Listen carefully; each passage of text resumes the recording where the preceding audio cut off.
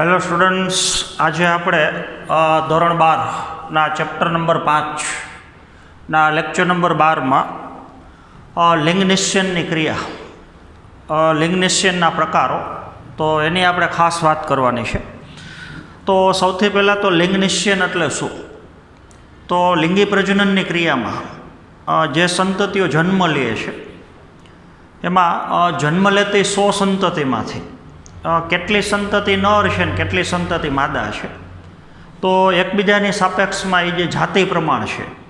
દાખલા તરીકે આપણે મનુષ્યની વાત કરીએ તો જન્મ લેતી 100 સંતતિમાંથી લગભગ 50% સંતતિ એ નર હોય છે અને 50% સંતતિ માદા હોય છે. તો નર અને માદાની જે જન્મ લેવાની શક્યતા છે એ 50-50% છે. તો જન્મ લેતી સંતતિ નર હશે કે માદા હશે એ નક્કી કરતી બાબતો, તો એને આપણે લિંગ નિશ્ચયન કહીએ છીએ. તો જન્મ લેતી સંતતિનું લિંગ, એની જાતિ એ નક્કી કરવાની ક્રિયા, એના માટેની પદ્ધતિ, તો એને આપણે લિંગ નિશ્ચયન કહીએ છીએ. તો લિંગ નિશ્ચયનની ક્રિયા અલગ અલગ સજીવોની અંદર, અલગ અલગ પ્રકારની વનસ્પતિ, અલગ અલગ પ્રકારના પ્રાણી, તો ઘણી બધી શક્યતાઓ છે. જન્મ લેતી સંતતિનું લિંગ, એની જાતિ મોટાભાગના સજીવોમાં રંગસૂત્ર અને જનીન દ્વારા નક્કી થાય છે. તો લિંગ નિશ્ચયનની પ્રક્રિયા છે એ સરળતાથી ન સમજી શકાય એવી ક્રિયા છે, કારણ કે એની અંદર જટિલતા વધારે છે. તો લિંગ નિશ્ચયનની અંદર મુખ્યત્વે મોટાભાગના સજીવમાં લિંગનું નિશ્ચયન રંગસૂત્ર ઉપર આવેલા જનીન દ્વારા થાય છે.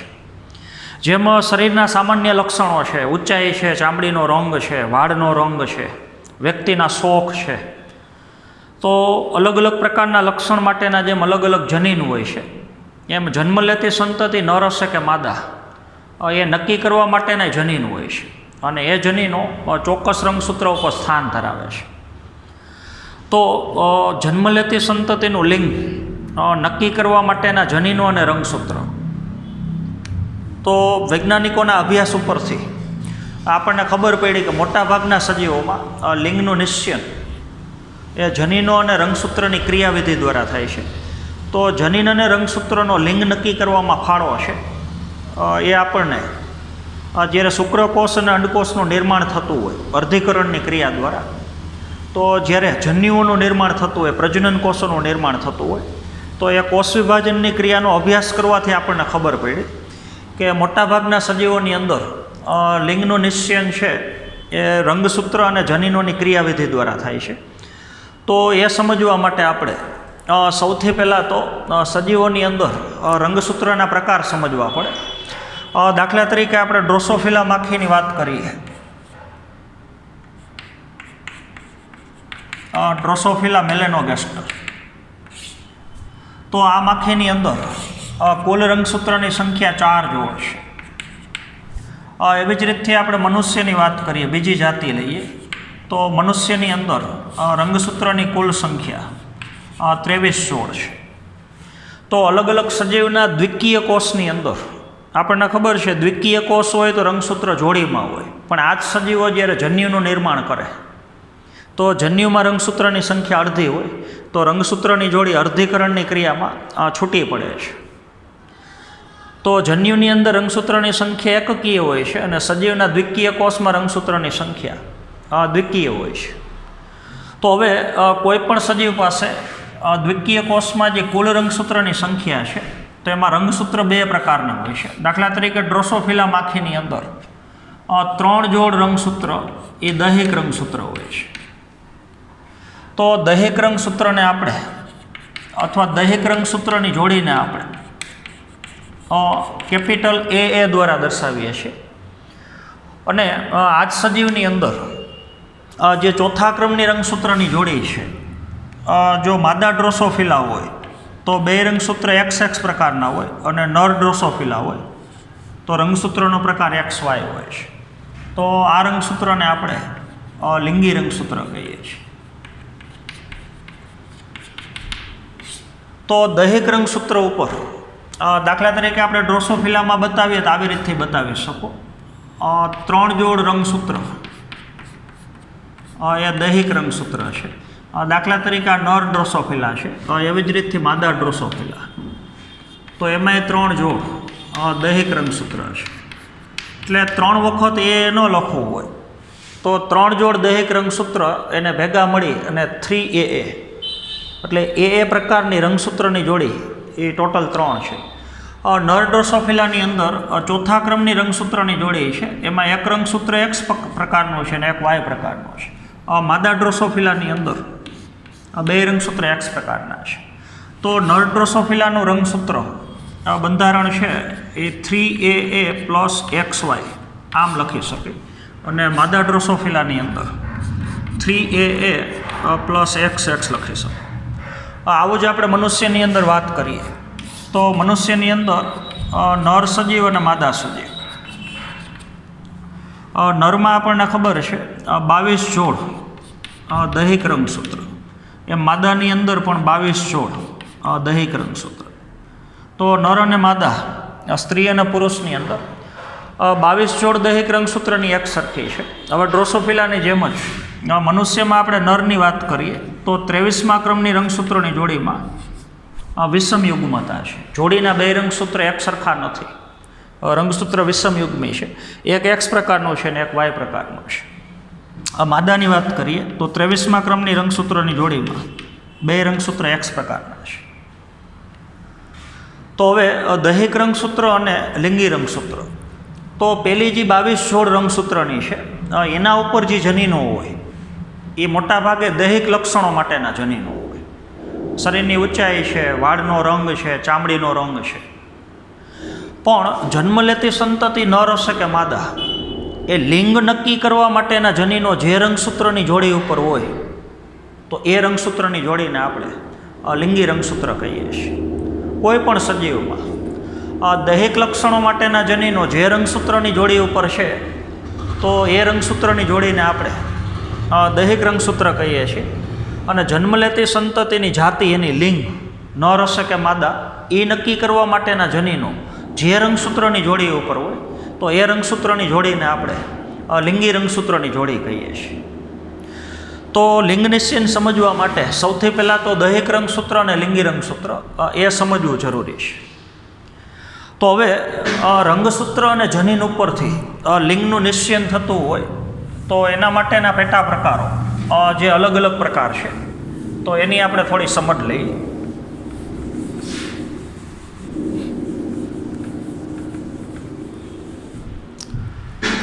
તો એ થિયરીનું નામ છે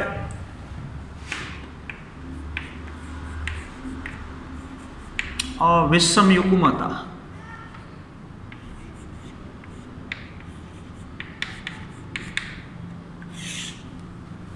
અથવા એવું કહી શકો વિષમ જન્યુજ થિયરી.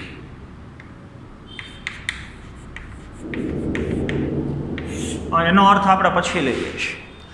તો વિષમયુગ્મતા, તો નર સજીવ અને માદા સજીવ બેમાંથી કોઈ પણ એક સજીવ, એમાં જે લિંગી રંગસૂત્રની જોડી છે એ વિષમયુગ્મી હોય છે.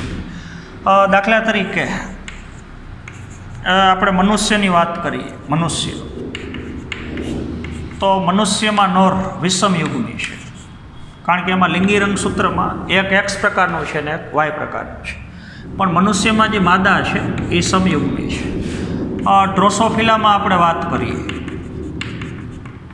તો ડ્રોસોફિલાની અંદર નર વિષમયુગ્મી છે, એટલે નરમાં વિષમયુગ્મતા જોવા મળે છે.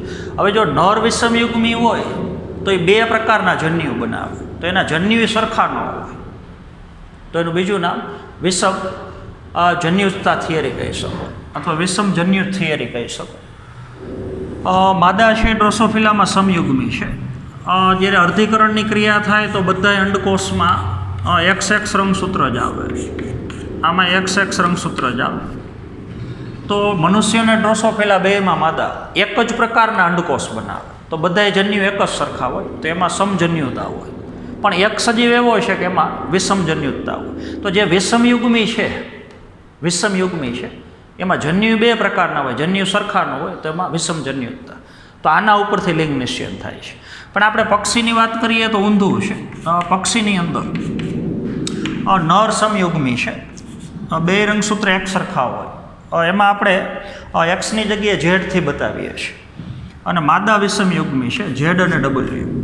તો નરમાં સર્જાતા બધાય શુક્રકોષમાં રંગસૂત્ર ઝેડ પ્રકારનું જ હોય. આમાં અંડકોષમાં અડધા અંડકોષમાં ઝેડ પ્રકારનું હોય ને અડધા અંડકોષમાં ડબલ્યુ પ્રકારનું રંગસૂત્ર હોય. તો અહીંયા માદા વિષમયુગ્મી છે. તો બેમાંથી કોઈ પણ એક જાતિ વિષમયુગ્મી હોય, કાં નર હોય ને કાં માદા હોય. મોટા ભાગે વિષમયુગ્મી સજીવ છે નર જ હોય. તો એની અંદર હવે પેટા પ્રકાર અલગ અલગ છે. તો એ આપણે ખાસ કરીને ચાર્ટ ઉપરથી સમજીએ.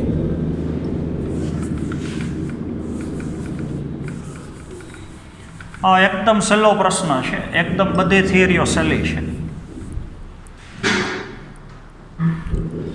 તો વિષમયુગ્મતા થિયરી અથવા વિષમજન્ય થિયરી, તો એની અંદર પેટા પ્રકાર મુખ્ય બે છે. બે પદ્ધતિઓ છે. બે પદ્ધતિમાં એક પદ્ધતિ છે XY પદ્ધતિ અથવા પ્રકાર કહી શકો. લિંગ નિશ્ચયનો એક પ્રકાર આ છે. એક પ્રકાર થોડોક તમારા માટે નવો છે. બીજો પ્રકાર, બીજી થિયરી એવી છે XX અને X0 પદ્ધતિ. તો બહુ સહેલું છે. એક સજીવમાં લિંગી રંગસૂત્રની જોડી XX હોય ને એક સજીવમાં XY, માદા XX પ્રકાર હોય ને નર XY હોય, અથવા નર XX પ્રકાર હોય અને માદા XY હોય. અહીંયા નર કે માદા સજીવ બેમાંથી એકમાં XX રંગસૂત્ર હોય અને નર કે માદા બેમાંથી એકમાં XY નહીં પણ X0 હોય. તો લિંગી રંગસૂત્રની સંખ્યા બે ન હોય પણ લિંગી રંગસૂત્રની સંખ્યા ફક્ત એક હોય. તો એ પ્રકાર હમણાં આપણે આગળ લઈએ છીએ. હવે XXXY એમાં પાછા પેટા પ્રકાર બે છે. તો પહેલો પ્રકાર છે XX નર અને XX માદા અને XY નર. પહેલી પદ્ધતિ આ છે. આની અંદર પેટા પ્રકાર અથવા ઊંધું હોઈ શકે. XX નર હોઈ શકે અને XY માદા હોઈ શકે. પેટા પ્રકાર બે છે. તો અહીંયા તમે જોઈ શકો છો XXXY XX માદા છે અને XY નર છે. તો માદા સમયુગ્મી છે અને નર વિષમયુગ્મી છે. અથવા ઊંધું હોઈ શકે, નર સમયુગ્મી હોય XX અને માદા છે XY હોય. તો આ પ્રકારનું લિંગ નિશ્ચય XX માદા અને XY નર એ આપણને જોવા મળે છે ડ્રોસોફિલા. અને ભેગું ઉદાહરણ આવશે મનુષ્ય. XX નર અને XY માદા આવી પદ્ધતિ આપણને જોવા મળે છે આ પક્ષીની અંદર. મોટા ભાગના પક્ષીમાં નર સમયુગ્મી હોય માદા વિષમયુગ્મી. બીજું XX પ્રકાર, તો એમાંય પાછી શક્યતા બે છે. ઓની જેમ જ બેઠે બેઠું ત્યાં તમે લઈ શકો XX માદા છે અને X0 નર છે. નર પાસે લિંગી રંગસૂત્રમાં એક જ લિંગી રંગસૂત્ર છે, એક ગેરહાજર છે. બીજું રંગસૂત્ર X પ્રકારનું ન હોય ને Y નું હોય ને X0 હોય. અથવા ઊંધું હોઈ શકે, XX નર હોઈ શકે અને X0 માદા હોઈ શકે.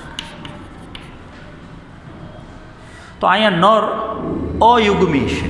અયુગ્મી એટલે જોડીમાં બે રંગસૂત્ર જ નથી, જોડીમાં એક જ રંગસૂત્ર છે, એક ગેરહાજર છે. તો હવે આપણે ખાસ સમજવાનું છે. અહીંયા રંગસૂત્રના બંધારણને બધું આપણે લેવાનું છે. હવે દાખલા તરીકે પહેલી પદ્ધતિ છે XXXY. તો આગળ ઓલા દૈહિક રંગસૂત્ર તો છે જ. ડ્રોસોફિલાની આપણે વાત કરીએ તો તમને ખબર છે 3AA પ્લસ XX આ માદાનું રંગસૂત્રીય બંધારણ છે. એવી જ રીતથી આ માદા સજીવ છે અને ડ્રોસોફિલામાં 3AA પ્લસ XY તો આ નરનું રંગસૂત્રીય બંધારણ છે. તો હવે તમે જોઈ શકો છો કે માદાની અંદર બધા અંડકોષો એક જ સરખા પ્રકારના બનશે. જેટલા અંડકોષ બને, ખરેખર અંડકોષ 4 બને, પણ આપણે એમાંથી 2 બાદ કરી નાખીએ છીએ. તો હવે ટોટલ 4 જોડ રંગસૂત્ર છે માદા પાસે. તો પહેલી જોડમાંથી એક રંગસૂત્ર આમાં જશે, એક રંગસૂત્ર આમાં, બીજી જોડમાંથી એક આમાં, એક આમાં, ત્રીજી જોડમાંથી એક રંગસૂત્ર આમાં, એક આમાં, અને ચોથી જોડમાંથી એક રંગસૂત્ર આમાં ને એક આમાં. તો ટોટલ રંગસૂત્ર 8 છે માદા પાસે. એમાં એ પ્રકારના 6 રંગસૂત્ર છે, 3 જોડ, અને XX પ્રકારના 2 રંગસૂત્ર, એટલે 6 ને 2 8.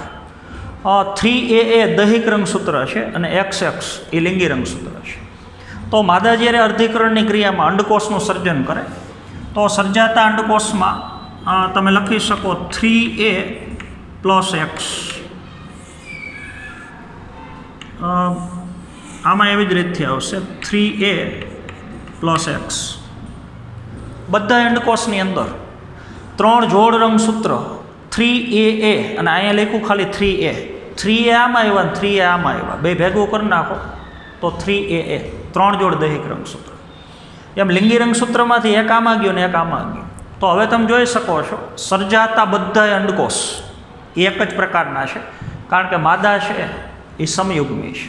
માદા પાસે લિંગી રંગસૂત્રની જોડી છે, જોડીના 2 રંગસૂત્ર X પ્રકારના છે. નરની વાત કરીએ આપણે.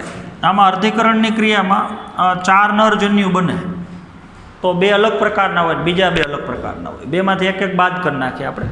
તો હવે અહીંયા તમે જોઈ શકો છો અર્ધા શુક્રકોષની અંદર 3A.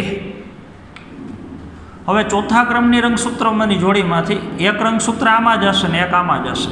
તો અર્ધા શુક્રકોષમાં 3A + X આવું આવશે, અને અર્ધા શુક્રકોષની અંદર 3A + Y આવશે. તો હવે તમે જોઈ શકો છો એક સજીવે બધા જન્યુ એક જ પ્રકારના બનાવ્યા. તો આમાં સમજન્યુતા જોવા મળે છે માદામાં, કારણ કે માદા સમયુગ્મી છે. અને નર સજીવ એવો છે કે એમાં વિષમજન્યુતા જોવા મળે છે. એક સજીવ એવો છે કે 2 પ્રકારના જન્યુ, વિષમ પ્રકારના જન્યુ બનાવે છે.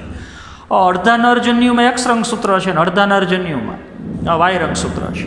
તો અંડકોષો બધા એક સરખા પ્રકારના છે, પણ શુક્રકોષ 2 પ્રકારના છે. અડધા શુક્રકોષમાં X રંગસૂત્ર છે અને અડધા શુક્રકોષમાં Y રંગસૂત્ર છે. તો હવે ફલનની ક્રિયામાં જન્મ લેતી સંતતિ નર હશે કે માદા એ શુક્રકોષ દ્વારા નક્કી થશે. જો આ શુક્રકોષ આ અંડકોષનું ફલન કરે, પહેલી શક્યતા, X રંગસૂત્રવાળો શુક્રકોષ X રંગસૂત્રવાળા અંડકોષનું ફલન કરે તો ફરી પાછી 3AA 3 જોડ દૈહિક રંગસૂત્ર અને પ્લસ ચોથા ક્રમની રંગસૂત્રની જોડી પાછી XX બનશે. તો જન્મ લેતી સંતતિ માદા હશે. એવી જ રીતથી હવે આનું ફલન જો આના દ્વારા થાય, જે શુક્રકોષમાં Y રંગસૂત્ર છે, Y રંગસૂત્ર ધરાવતો શુક્રકોષ જો અંડકોષનું ફલન કરે તો 3AA + XY, તો જન્મ લેતી સંતતિ નર હશે. આ અંડકોષનું ફલન જો આ શુક્રકોષ કરે તો ફરી પાછું 3AA + XX, તો જન્મ લેતી સંતતિ પાછી માદા હશે. અને આનું ફલન જો આના દ્વારા થાય તો 3AA + XY, તો જન્મ લેતી સંતતિ પાછી નર હશે. તો જન્મ લેતી સંતતિ નર હશે કે માદા, બેયની શક્યતા 50-50% છે. રેશિયો 1:1 છે. તો એનો આધાર શુક્રકોષ ઉપર છે. અંડકોષો તો બધા એક જ સરખા પ્રકારના છે. અંડકોષો બધા એક જ સરખા પ્રકારના છે. તો કયો શુક્રકોષ અંડકોષનું ફલન કરે છે? X રંગસૂત્ર ધરાવતો શુક્રકોષ જો અંડકોષનું ફલન કરે, બેમાંથી ગમે તો જન્મ લેતી સંતતિ છે માદા હોય. અને Y પ્રકારનું રંગસૂત્ર ધરાવતો શુક્રકોષ જો અંડકોષનું ફલન કરે તો જન્મ લેતી સંતતિ છે નર હોય. તો સંતતિ નર હશે કે માદા હશે એ ખરેખર શુક્રકોષ દ્વારા નક્કી થાય છે. શુક્રકોષ પાસે લિંગી રંગસૂત્રમાં X પ્રકારનું છે કે Y પ્રકારનું, એના ઉપરથી નક્કી થશે. તો આ પદ્ધતિને આપણે XX માદા અને XY નર પદ્ધતિ કહીએ છીએ. મનુષ્યમાં લિંગ નિશ્ચયન આ જ રીતથી છે. તો હમણાં આપણે વાત કરી એ પ્રમાણે મનુષ્યની વાત કરીએ તો મનુષ્યની અંદર ટોટલ રંગસૂત્રની સંખ્યા 23 જોડ રંગસૂત્ર છે. એમાંથી 22 જોડ રંગસૂત્ર દૈહિક રંગસૂત્ર છે અને 23મા ક્રમની રંગસૂત્રની જોડી માદા હોય તો XX પ્રકારનું છે અને નર હોય તો રંગસૂત્રની જોડી XY પ્રકારની છે. તો નર અને માદાનું જો આપણે રંગસૂત્રીય બંધારણ લખીએ આ પ્રમાણે ડ્રોસોફિલાની જેમ જ, તો નર માટે આપણે લખશું 22AA પ્લસ XY અને માદા માટે લખશું 22AA પ્લસ XX. તો 22 જોડ દૈહિક રંગસૂત્ર નર અને માદા બંનેની અંદર લગભગ એક સરખા પ્રકારના છે, તફાવત 23મી જોડમાં છે. પછી આ જ રીતથી આપણે લિંગ નિશ્ચયન જોઈએ મનુષ્યની અંદર.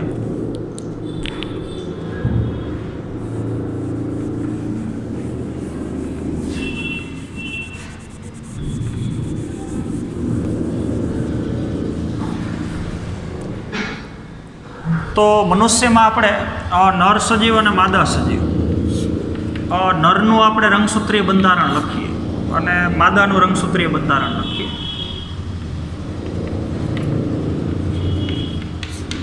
તો અહીંયા આવશે 22AA પ્લસ 23મી જોડમાં બે રંગસૂત્ર X પ્રકાર. અહીંયા આવશે 22AA દૈહિક રંગસૂત્ર પ્લસ 23મી જોડમાં XY. માદા સમયુગ્મી છે ને નર વિષમયુગ્મી છે.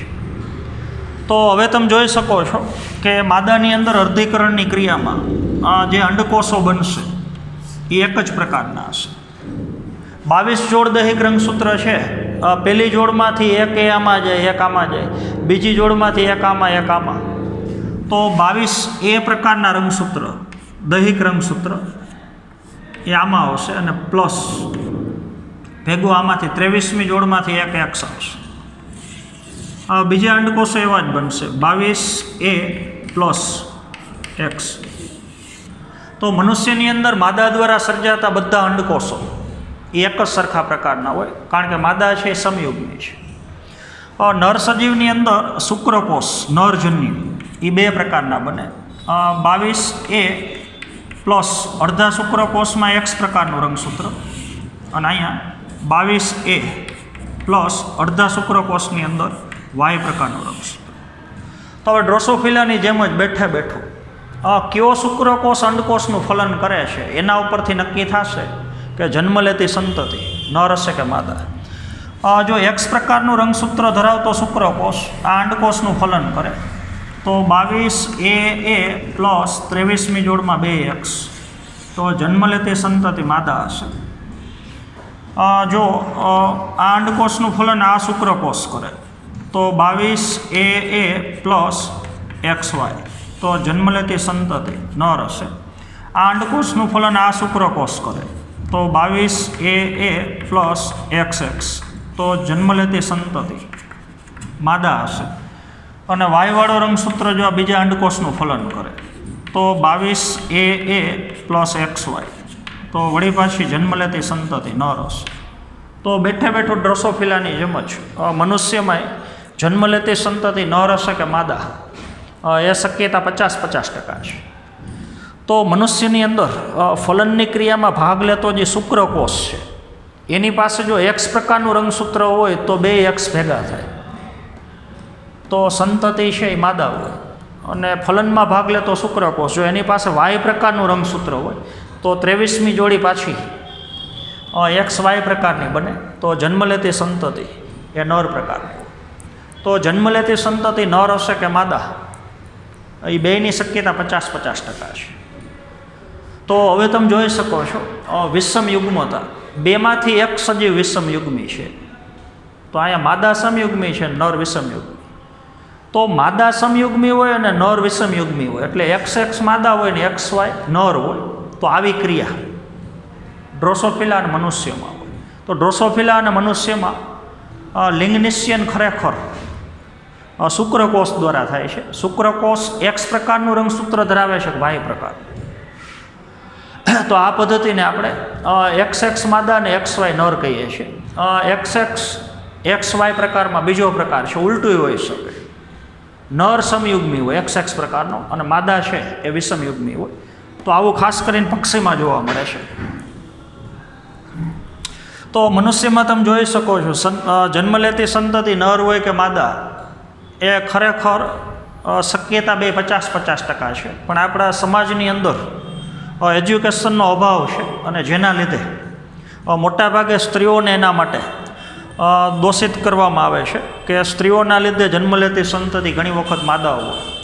એટલે એવા ફેમિલી હોય છે કે જેની અંદર પુત્રની ઝંખના વધારે હોય અને જો જન્મ લેતી સંતતિ પુત્ર ન હોય તો એના માટે સ્ત્રીને દોષિત માનવામાં આવે છે.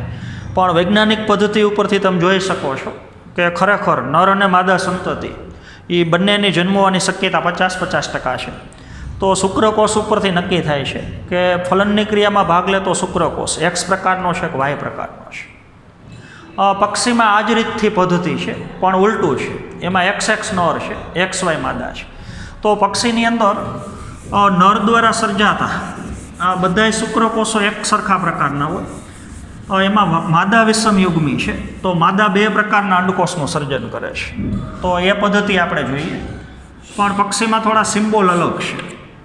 જે નર સજીવ છે પક્ષીમાં, એમાં XXની જગ્યાએ Xની જગ્યાએ સંજ્ઞા ધારવાની Z, એટલે નરમાં ZZ પ્રકારનું જનીન બંધારણ છે. પ્લસ અહીંયા આવશે AA. ખાલી AA લખી તો આગળ સંખ્યા આપણે ગમે તે લઈ શકીએ. અલગ અલગ પક્ષીની જાતિમાં અહીંયા 10 AA આવે, 5 A આવે, 22 A આવે. અલગ અલગ પક્ષીમાં સંખ્યા અલગ અલગ હોય, તો ખાલી આપણે લખવાનું A પ્લસ અહીંયા ZZ. તો નર સમયુગ્મી છે અને માદા વિષમયુગ્મી છે. તો દૈહિક રંગસૂત્ર એટલે AA પ્લસ અહીંયા આવશે ZW. વાયની જગ્યાએ પક્ષીમાં બતાવવાનું W અને Xની જગ્યાએ પક્ષીમાં બતાવવાનું Z. તો હવે તમે જોઈ શકો છો નરની અંદર જે શુક્રકોષો બનશે એ બધા એક જ પ્રકારના હોય, A પ્લસ Z પ્રકારના. અહીંયા A પ્લસ Z પ્રકારના. અહીંયા અંડકોષો બે પ્રકારના, A પ્લસ અહીંયા આવશે Z અને અડધા અંડકોષની અંદર A પ્લસ W. તો શક્યતા તો બે 50-50% જ આવશે. હવે જો આ શુક્રકોષ આ અંડકોષનું ફલન કરે તો ફરી પાછું AA પ્લસ ZZ, તો જન્મ લેતી સંતતિ નર હોય. આનું ફલન કરે તો AA પ્લસ ZW, તો જન્મ લેતી સંતતિ એ પાછી માદા હોય, માદા વિષમયુગ્મી છે. આનું ફલન કરે તો AA પ્લસ ZZ, તો જન્મ લેતી સંતતિ પાછી નર હોય. આનું ફલન કરે તો AA પ્લસ ZW, તો જન્મ લેતી સંતતિ પાછી માદા હોય. તો ડ્રોસોફિલા અને મનુષ્યની જેમ જ આમાંય જન્મ લેતી સંતતિમાં 50% નર હોય ને 50% માદા હોય. પણ તફાવત એ છે, ડ્રોસોફિલા અને મનુષ્યમાં માદા સમયુગ્મી છે, નર વિષમયુગ. તો અહીંયા નર સજીવ બે પ્રકારના જન્યુ બનાવે. તો વિષમજન્યુતા નરમાં જોવા મળે છે, અહીંયા વિષમજન્યુતા માદામાં જોવા મળે છે. નર સમયુગ્મી છે અને માદા વિષમયુગ્મી છે. તો માદા દ્વારા સર્જાતા અંડકોષો બે પ્રકારના હોય. અડધા અંડકોષમાં Z પ્રકારનું રંગસૂત્ર હોય ને અડધામાં Y પ્રકારનું. તો કયો અંડકોષ ફલન પામે છે એના ઉપરથી નક્કી થાય. અને ઓમાં કયો શુક્રકોષ ફલન કરે છે, તો આમાં લિંગનિશ્ચયન શુક્રકોષ ઉપરથી થાય, આમાં લિંગનિશ્ચયન અંડકોષ ઉપરથી થાય. જો Z રંગસૂત્ર ધરાવતો આપણે અંડકોષ ફલન પામે તો જન્મ લેતી સંતતિ નર હોય, અને W પ્રકારનું રંગસૂત્ર ધરાવતો અંડકોષ જો શુક્રકોષ દ્વારા ફલન પામે તો જન્મ લેતી સંતતિ માદા હોય. શુક્રકોષો બધા એક જ પ્રકારના હોય. અંડકોષ છે એમાં વિષમજન્યુતા જોવા મળે છે, અથવા માદા છે એ વિષમયુગ્મી છે. તો 4 પદ્ધતિમાં એક સજીવ વિષમયુગ્મી છે. તો આ પ્રકારને હવે આપણે XXXY પ્રકાર કહીએ છીએ. તો હવે બીજી પદ્ધતિ છે XXX0 પ્રકાર. તો ડ્રોસોફિલા અને મનુષ્યમાં લિંગનિશ્ચયન તમને સમજાઈ ગયું હશે, પક્ષીની અંદર લિંગનિશ્ચયન સમજાઈ ગયું હશે. બીજી પદ્ધતિ છે XXX0 પદ્ધતિ.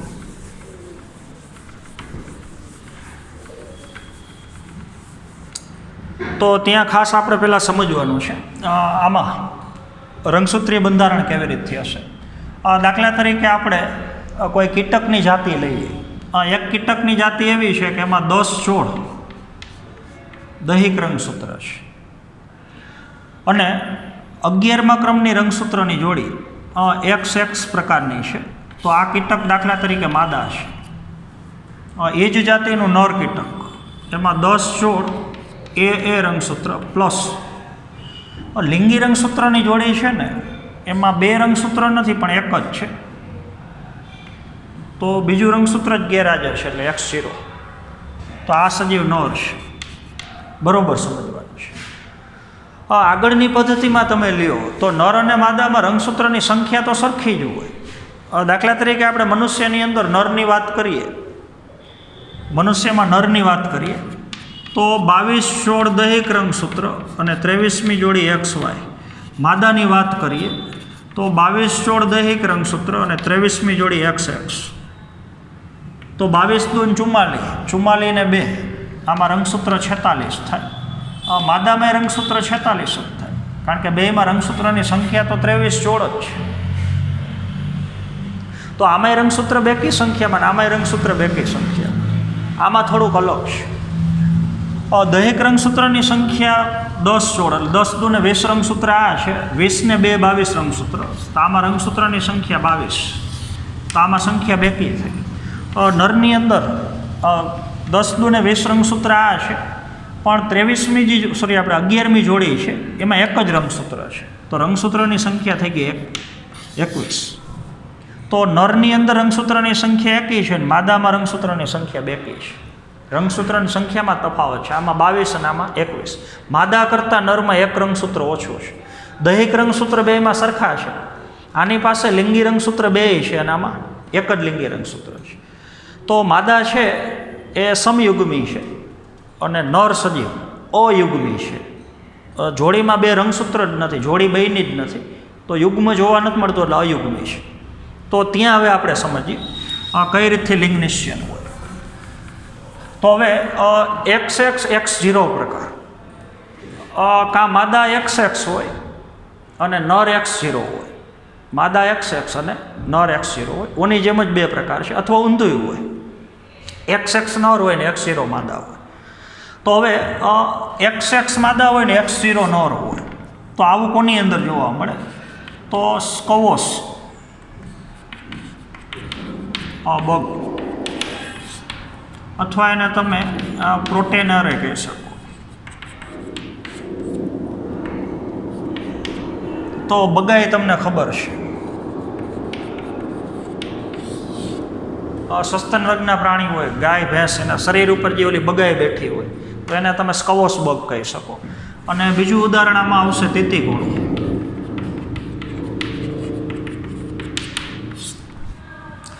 આની અંદર અમુક પ્રકારના કીટકો, ફુમિયા કીટકો દાખલા તરીકે, તો ફુમિયા નામના કીટકોની અંદર નર સમયુગ્મી હોય, માદા અયુગ્મી હોય. તો ત્યાં હવે આપણે લિંગ નિશ્ચયન સમજવાનું છે. બરોબર તમારે સમજવાનું છે. દાખલા તરીકે આપણે તીતીઘોડામાં લઈએ તો માદા સજીવ, આપણે પહેલાં દૈહિક રંગસૂત્ર ભેગા બતાવવાના એટલે AA પ્લસ XX. તો આ માદા છે, AA પ્લસ X0, તો આ નર છે. તો હવે માદા દ્વારા સર્જાતા બધા અંડકોષો એક જ સરખા પ્રકારના હોય. A પ્લસ X, બધા અંડકોષની અંદર A પ્લસ X. નર સજીવ શુક્રકોષ 2 પ્રકારના બનાવશે. અહીંયા બરોબર સમજવાનું છે. પહેલી જોડમાંથી બેયમાં એક એક એ જશે, રંગસૂત્રની જોડી છૂટી પડી. હવે છેલ્લી જોડીમાંથી અડધા શુક્રકોષમાં A પ્લસ X અને અડધામાં A પ્લસ 0 થઈ જશે. તો તફાવત અહીંયા છે. અડધા શુક્રકોષમાં X રંગસૂત્ર હાજર છે અને અડધા શુક્રકોષમાં X રંગસૂત્ર ગેરહાજર છે. તો હવે લિંગ નિશ્ચયનની ક્રિયા, જો આ શુક્રકોષ આ અંડકોષનું ફલન કરે તો પાછું AA પ્લસ XX. તો જન્મ લેતી સંતતિ માદા હોય. જો X રંગસૂત્ર વગરનો શુક્રકોષ અંડકોષનું ફલન કરે તો એ પ્લસ પાછું થઈ ગયું x0, તો જન્મ લેતી સંતતિ પાછી નોર હોય. આ આનું ફલન કરે તો એ પ્લસ XX જન્મ લેતી સંતતિ માદા છે. અને જો આનું ફલન કરે તો એ પ્લસ X0, તો જન્મ લેતી સંતતિ પાછી નર છે. તો હવે તમે જોઈ શકો છો નર બે પ્રકારના શુક્રકોષ બનાવે છે, બે પ્રકારના નરજન્યુ બનાવે છે, એક રંગસૂત્ર ધરાવતા અને એક રંગસૂત્ર વગરના. એટલે એક રંગસૂત્ર સહિતના અને એક રંગસૂત્ર વગરના. તો કયો શુક્રકોષ અંડકોષનું ફલન કરે છે? જો એક રંગસૂત્ર ધરાવતો શુક્રકોષ અંડકોષનું ફલન કરે આ બેયનું, તો જન્મ લેતી સંતતિ માદા હોય. અને એક રંગસૂત્ર વગરનો શુક્રકોષ જો અંડકોષનું ફલન કરે બેયનું, તો જન્મ લેતી સંતતિ નર હોય. તો લિંગ નિશ્ચયની અંદર બરોબર તમારે સમજવાનું છે. તમારા પ્રશ્નની શરૂઆત અહીંથી છે. લિંગ નિશ્ચયની ક્રિયામાં રંગસૂત્ર અને જનીનોની ક્રિયાવિધિ એનો ફાળો છે એવું સૌથી પહેલું સંશોધન આ કીટકો ઉપરના અભ્યાસ ઉપરથી થયું છે. હેકિંગન નામનો વૈજ્ઞાનિક, એને કીટકોની અંદર, વૈજ્ઞાનિકનું નામ છે હેકિંગન, એને કીટકોની અંદર જ્યારે શુક્રકોષોનું નિર્માણ થતું હોય, કોષ વિભાજનની ક્રિયા થઈને અંડકોષ અને શુક્રકોષ બનતા હોય, તો શુક્રકોષ નિર્માણની ક્રિયા, શુક્રકોષ જનનની ક્રિયામાં અભ્યાસ કરતાં ખબર પડી કે તીતી ઘોડા જેવા અમુક કીટકોની અંદર નર સજીવ બે પ્રકારના શુક્રકોષ બનાવે છે. અડધા શુક્રકોષ એવા છે કે એમાં એક સંરચના હાજર છે કોષ કેન્દ્રની, આપણને ખબર છે રંગસૂત્ર કોષ કેન્દ્રની અંદર હોય. તો એને અભ્યાસ કર્યો કે દ્વિકીય કોષનું અર્ધીકરણની ક્રિયા થઈને જ્યારે શુક્રકોષ જનનની ક્રિયા થતી હોય, તો અડધા શુક્રકોષની અંદર કોષ કેન્દ્રમાં એક રચના હાજર છે ને અડધા શુક્રકોષમાં એ રચના ગેરહાજર છે. પણ હેકિંગમ નામના વૈજ્ઞાનિક એ રચના એક રંગસૂત્ર છે એવું ઓળખી ન શક્યા, એને નામ આપ્યું તો એક્સ કાય. એવી કોઈ પણ એક વસ્તુ છે કે જે અડધા શુક્રકોષના કોષ કેન્દ્રમાં એક્સ કાય હાજર છે ને અડધામાં ગેરહાજર છે. પણ ત્યાર પછીનો જે મેકલુંગે નામનો વૈજ્ઞાનિક છે, તો એ મેકલુંગ નામના વૈજ્ઞાનિકે સાબિત કર્યું કે હેકિંગને પોતાના પ્રયોગમાં જેના માટે એક્સ કાય શબ્દ વાપર્યો છે એ ખરેખર એક્સ રંગસૂત્ર છે. તો ત્યારે સાબિત થયું કે ઘણા બધા કીટકોની અંદર નર સજીવ બે પ્રકારના શુક્રકોષ બનાવે છે, એક રંગસૂત્ર ધરાવતા અને એક રંગસૂત્ર વગરના. હવે જો અંડકોષનું ફલન એક રંગસૂત્ર ધરાવતા શુક્રકોષ વડે થાય તો પાછા બે એક રંગસૂત્ર ભેગા થાય, તો જન્મ લેતી સંતતિ માદા હોય. અને ફલનની ક્રિયામાં ભાગ લેતો શુક્રકોષ જો એ એક રંગસૂત્ર વગરનો હોય, એના દ્વારા જો અંડકોષનું ફલન થાય તો વળી પાછું અયુગ્મી પરિસ્થિતિ પેદા થાય X0, તો જન્મ લેતી સંતતિ પાછી નર. તો આગળની પદ્ધતિની જેમ જ આમાંય જન્મ લેતી સંતતિ નર કે માદા એ શક્યતા 50-50% છે. પણ ત્યાં શુક્રકોષો બે પ્રકારના છે. અડધા શુક્રકોષોની અંદર એક્સ રંગસૂત્ર હાજર છે અને અડધા શુક્રકોષની અંદર વાય રંગસૂત્ર હાજર છે.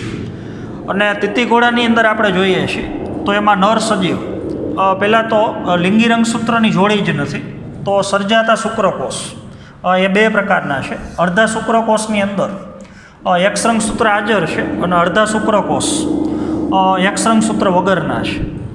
તો એક્સ રંગસૂત્ર ધરાવતો શુક્રકોષ જો અંડકોષનું ફલન કરે તો જન્મ લેતી સંતતિ એ માદા છે. અને એક્સ રંગસૂત્ર વગરનો શુક્રકોષ જો અંડકોષનું ફલન કરે તો જન્મ લેતી સંતતિ છે નર છે. તો માદા સમયુગ્મી છે અને નર સજીવ છે અયુગ્મી છે. તો બેયની અંદર મોટાભાગની ક્રિયાઓ છે એક સરખી છે.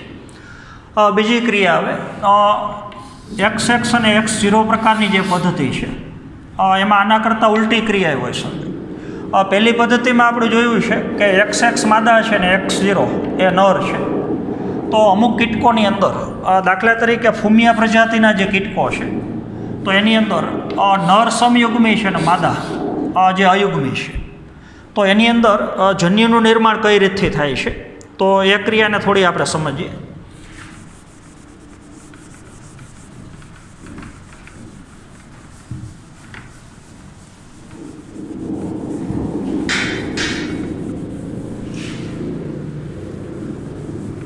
તો લિંગ નિશ્ચયન બેઠે બેઠું આ પદ્ધતિની જેમ જ છે, પણ નર સજીવ અને માદા સજીવ એનું રંગસૂત્રીય બંધારણ એ આના કરતાં થોડુંક અલગ છે.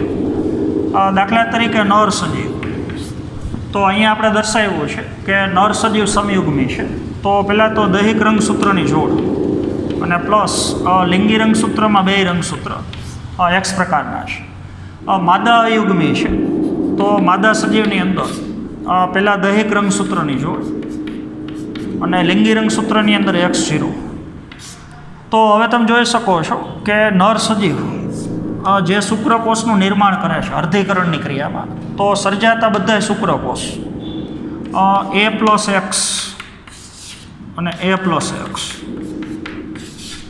તો બધા શુક્રકોષનું રંગસૂત્રીય બંધારણ લગભગ એક જ સરખા પ્રકારનું છે. તો નર સજીવ સમયુગ્મી છે, સમયુગ્મી હોય તો સર્જાતા શુક્રકોષો એક જ પ્રકારના હોય. અહીંયા માદા સજીવ અયુગ્મી છે, તો એના દ્વારા સર્જાતા જે માદાજન્યુ છે અંડકોષ છે, તેમાં અંડકોષ બે પ્રકારના છે, A+X અને અડધા અંડકોષ એવા હશે એમાં A+0. તો અડધા અંડકોષમાં X રંગસૂત્ર હાજર છે અને અડધા અંડકોષની અંદર X રંગસૂત્ર ગેરહાજર છે. તો આગળની પદ્ધતિમાં કયો શુક્રકોષ અંડકોષનું ફલન કરે છે એના ઉપરથી લિંગ નિશ્ચયન થાય છે. તો આમાં ઊંધું છે, કયો અંડકોષ શુક્રકોષ દ્વારા ફલન પામે છે.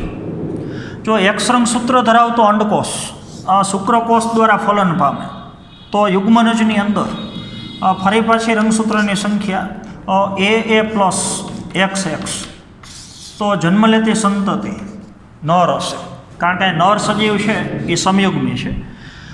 જો આ શુક્રકોષ બીજા અંડકોષનું ફલન કરે તો ફરી પાછું AA+ આવશે X0, તો જન્મ લેતી સંતતિ એ માદા હશે, કારણ કે માદા સજીવ જે અયુગ્મી છે. તો આ જ રીતથી બીજી બે સંતતિ બનશે. તો જન્મ લેતી સંતતિમાંથી 50% સંતતિ એ નર સજીવ છે અને 50% સંતતિ એ માદા સજીવ છે. તો અલગ અલગ પ્રકારના ઉદાહરણ ઉપરથી તમે સમજી શકો છો.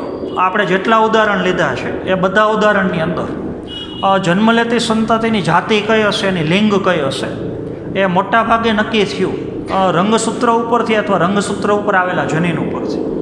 તો મોટાભાગના સજીવોની અંદર લિંગ નિશ્ચયનની ક્રિયાનો આધાર રંગસૂત્ર છે ને રંગસૂત્ર ઉપર આવેલા જનીન છે. તો એ પદ્ધતિનું નામ આપણે વિષમ યુગ્મતા અથવા વિષમ જન્યુત થિયરી કહીએ છીએ. તો આના સિવાયની પણ લિંગ નિશ્ચયનની પદ્ધતિઓ રંગસૂત્ર ઉપરથી છે, જનીન ઉપરથી છે. ઘણા સજીવ એવા છે કે એમાં લિંગ નિશ્ચયન પર્યાવરણના પરિબળ, દાખલા તરીકે તાપમાન છે તો તાપમાન ઉપરથી થાય છે. બોનેલિયા જેવા સજીવ એવા છે કે એની અંદર લિંગ નિશ્ચયનની ક્રિયા જે અંતઃસ્ત્રાવો દ્વારા થાય છે. તો અલગ અલગ જાતિના સજીવોની અંદર લિંગ નિશ્ચયનના પ્રકાર અલગ અલગ છે. તો એ બધી પદ્ધતિઓનો અભ્યાસ આપણે આવતા પીરિયડમાં કરશું. તો આજના પીરિયડમાં આપણે અહીંયા સુધી રાખશું. Thank you.